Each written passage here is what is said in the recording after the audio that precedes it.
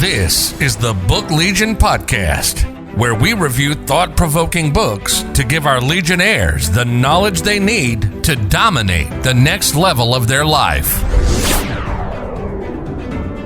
Everybody, thanks for joining me this week on the Book Legion. This is your host, Tyser Evans. This week, we're going to be reviewing the book Elite Sales Strategies by Anthony Iannarino. So I'm very excited to review this book, which is really cool. On my other podcast, Grind, Sell, Elevate, I actually just interviewed Anthony last Friday, pretty much all about this book. He's got another book coming out, Leading Growth, and then he also has written 3 other books. But today we're going to be covering Elite Sales Strategies. I've done another review on Anthony Iannarino's book, Eat Their Lunch. If you're not sure who Anthony is, he's the founder of thesalesblog.com. Check it out. He writes a blog post every single day and has done so for well over a decade. So he's got thousands and thousands of great content regarding sales. He also has a sales training company. He's also a speaker, said a best-selling author. He's one of the founders and host of Outbound, which is a sales conference with Colleen Francis and Jed Blunt. Anthony Iannarino is best friends with Jed Blunt. So he's big, and Mike Weinberg, some of these guys that are really big, Mike Hunter, and I think it's Mark Weinberg, they're really big in the sales space. So I was really excited to talk to Anthony. He's one of those guys I looked up to as a sales mentor from afar by reading his books.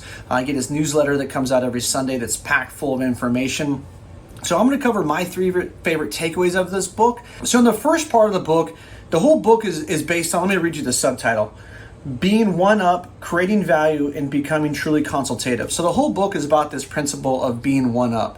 What does it mean to be one up, being versus one down? And so what he does is in the beginning part of the book, which I really enjoy, he gives a clear distinction of what legacy sales tactics are. So a legacy sales a tactic, or the way you would go about presenting your information, is typically starting with the why us, who my company is, what we do, who our clients are, and then a little bit about trying to discover pain points and then how your product's going to best solve those pain points.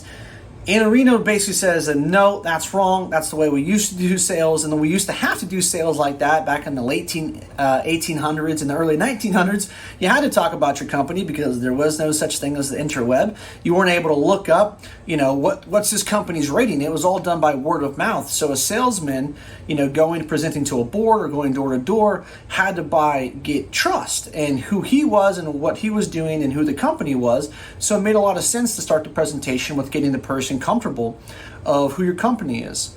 Well, nowadays, it's like 72% of the time before the person buys, they're going to do their own research and find out exactly who you are, which is why it's important to have your LinkedIn profile up and relevant. So, starting there doesn't really make a lot of sense in 2022.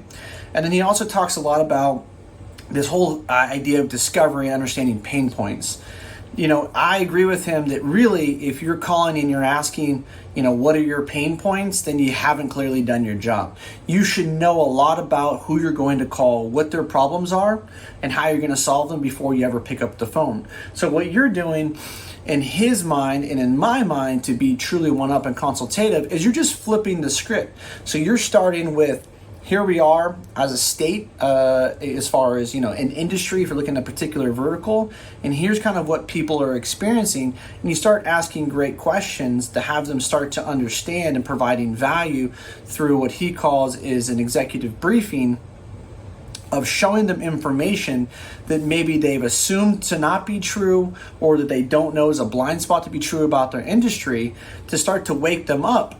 So the more you can start to have this consultative approach in the beginning, then the more that's going to help you through your presentation and your sales cycle. So he talks about when he was in staffing, and when he was in staffing, he would meet with clients, and oftentimes he's basically saying that like, hey, when you do your presentation, you do the whole why, and you're going through trying to find the pain points and asking questions that every rep has asked before you, then you're not able to distinguish yourself. He's like, basically, you're coming through as a rep and the company you're presenting to can just swap your logo with the competitor's logo because you're not doing anything different. You're talking about me, me, me, me. They don't really care about you. They care about them. And how are you there to help them and be great with their time or use their time wisely? So he talks about using this in executive briefing to basically show them a bunch of information that is super relevant to their field, things that they aren't thinking about, to show that you're an expert, a thought leader in this field, and then to show them how you've helped other clients.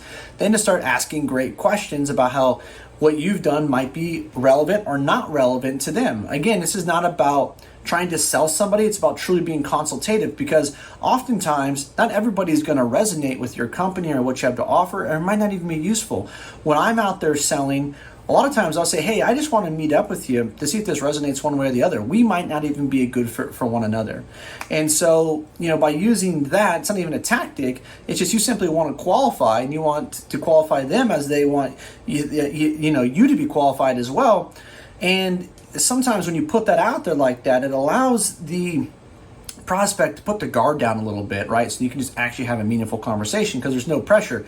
You're vetting them as much as they're vetting you. So that was the first big takeaway in the beginning part of the book, is understanding what are the old legacy ways of selling and what does it mean to be one up, and start to understand what it means to be truly consultative. So he said one of the other key points that I wanted to point out that he talks about in the secret chapter, which is chapter 13, is talking about how to deal with difficult senior sales leaders. He's like, there's two types. There's the type that's always willing to learn, and then the type that's not willing to learn. And I've experienced this a lot. Oftentimes you're on the phone and you get on the phone with someone, they're like, hey, I've been in this industry 25 or 30 years.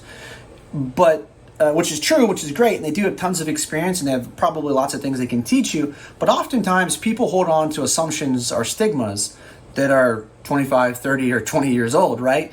And so just because they've been in the industry for a long time and they've been doing the same thing for a long time doesn't necessarily mean that they have information that's relevant to help them today. And so our job as professional salespeople is to be able to help them with information that's relevant to them today. Now, you're going to get those people who are the know-it-alls that don't want to be taught anything new, or they think that you can't teach them anything new, especially if you're younger account executive, you're a younger sales rep. I'm in my late 30s, so I've got a 17-year track record, which usually goes a little bit of ways with the people I'm talking with. But one of the things you can do is have really great formulated questions and have questions that may be kind of difficult for them to answer. And by doing that, it allows because in sales, it's always about an energy shift. And Anthony and I talked about this in our interview, that it's kind of like he talked about, it's like the yin and the yang, right? You're constantly, or you see those two dolphins that circle each other, whales that play with each other, and then they go into motion, is that it's a give and a take when it comes to energy and power in a conversation. And so when you have a difficult sales leader or difficult executive that you're trying to be consultative with, that is just pushing you off, basically saying, I know everything, what you want to have is 2 or 3 questions set that they can't answer. And what this does, one, it gets them thinking, and two, it shows them that you know the industry just as well as they do, if not maybe more. And so what you're able to provide, what that person can't do, is in their seat, although they may be in the industry for a long time, oftentimes like me, people have been in insurance for a long time, or any vertical, you only know what you know, but you don't know what you don't know, right? And so if you've only worked for 2 or 3 companies over the course of 20 or 30 years, then you know those 2 or 3 companies. You don't know necessarily all the confines of the industry and what all of your competition's doing. Where someone like me, when I'm working with someone's competitors within the industry, I have a way better vantage point of understanding what works well and what doesn't work well by talking to hundreds and thousands of people. So asking great strategic questions that may be difficult for someone to answer just helps to drop their guard, shows that you're a content expert and that you know what you're doing, and then you're able to relay in other stories based off those questions when they're able to answer and say, hey, I've seen XYZ company doing this, and this is how they're gaining traction. Or they're able to cut margin or increase their margin, right? Are they able to cut losses this way by implementing our product? So it's all relevant. So I really appreciated that. I know I'm hopping around from the front of the book to the back of the book, but that was my really big second key takeaway, because I deal with a lot of difficult people that have been doing this a long time and are really knowledgeable. And so sometimes it's just great to have a way by asking great strategic questions to help bring down their guard a bit. So So then the last thing he talks about that I wanted to mention is how you're going to lead the journey. And one of the ways that you lead the journey is kind of what we're talking about is information disparity. And this is really the linchpin of the book. The book said it's 13 chapters, it's a couple hundred pages, about 230 pages, but it's all about you understanding not necessarily that I think some of it get caught up in Salesforce, or you have to go this certain sales map. An organization is like you have to go through this chevron and you're on this stage and doing this. And it's ideal to understand where you're at in the sales process with every particular customer, but every customer sometimes will start in a different part within their journey. And the best way to understand and to help them move along this journey is understanding the information disparity. And information disparity is, again, understanding what do I know that they don't, that they should know. And if you're able to convey that to whoever you're speaking with, you start to show them that there is an information disparity. They don't have the information that you have. They need the information, so you help lead them to the promised land, right? And when you're able to do this and you truly become consultative and you show them the solution, you walk them through the solution, and sometimes it doesn't have to be yours, right? You're walking them through the journey. Then you become a consultative. Then you become trusted advisor, and then that's how you have competitor displacement. And so Anthony Iannarino is always talking about how do you displace your competitor. In his other books, Eat Their Lunch, he talks about sequencing and sales journey and how to build out, how to have correct touches and understanding who was there and influencers versus decision makers. But this book is really just about strategies to be one up. And so he does, goes through a deep dive. He gives you lots of great questions to ask, how to position yourself. It's like, let's like move to a page, right? Why buyers can't buy. Whatever problem, product, or service solves, you must first deal with the complications that prevent your decision makers from shaping and shapers from acting. So this is just one section in the book, right? So he goes over all the different things that would prevent people from from acting on making a change, right? Uncertainty, a limited understanding, a misalignment, a lack of consensus, limited emotional energy, limited time, position and blame. So then he talks about how do you facilitate a needs-based journey, and this is all based off of information disparity, right? So then now he goes in here, how to facilitate a needs-based journey. And so just all these different bullet points on how you do that, maps of the sales conversation: time, explore, change, collaborate, build consensus, invest, review, resolve concerns, decide. Obstacles and pitfall. One-up strategy for disrupting the RFP process is to read the RFP from end to end, searching for something you can use to complain about the way the questions were prompted and written. So again, just different tactics to get them to think differently about if you're the one person going, hey, this is an old outdated RFP template. I actually need this, and this to be able to give you an accurate quote, but I can't because this information you're asking for is antiquated or not relevant, or you're not asking for the right information. Again, this makes you one up versus the competition that's going to take the RFP template and run with it and give them the information that they've always gotten them. So, I really enjoyed the book. He does a great job. He's a very good writer. I'm not being biased because I like him, but he actually was a really exceptionally nice human being as well.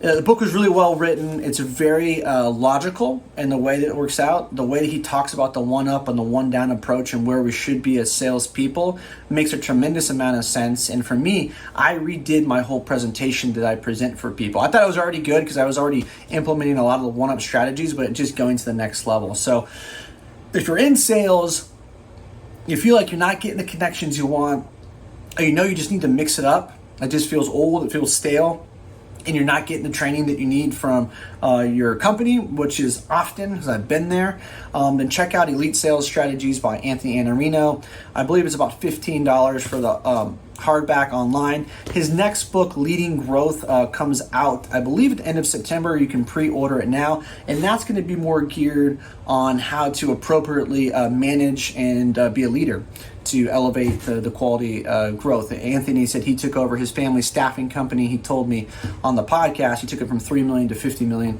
So he's someone that also is very vested in making sure developing the right type of leaders, having the right type of growth strategy, and how to grow organizations. So overall, the book was exceptional. check it out. There'll be a link down in the description. You can just write down, hit the link, it'll take you to Amazon. You can buy the book. And then I'll put also a link to his website, the sales blog. So go check that out. All kinds of great content on the sales blog as well. And if you guys like the video, please give me a thumbs up, share with friends and family, especially if they're in sales, so they know to go get Anthony's book or any of the other books that I review. Make sure to check out Grind, Sell, Elevate. His interview will drop in the middle of October, but I release an interview on Grind, Sell, Elevate every Thursday at 5 a.m. Central Time. I interview thought leaders, whether it's sales, leadership, SEO, marketing, e-commerce, you name it, personal development, health, wellness. I've had a whole gamut. I've done over 250 interviews on the podcast, so check out Grind, Sell, Elevate. And lastly, if you guys are into motivational brands, anything like that, I love them. You know, like I love Lions Not Sheep, one of my brands I like to wear, the Drive clothing. I started my own called Odin's Rune. I'm wearing one of my hats right now. The link in the bio for that, it's odinsrune.com. You go check it out. It's cool, like Nordic theme, motivational shirts, shorts, hats, stickers, laptops, backpacks. You can check it out. So one of my companies, you can check out Odin's Rune. But thank you guys so much for being Legionnaires and following the book Legion. It's been incredible to watch the growth. And until next time, I'll talk to you soon.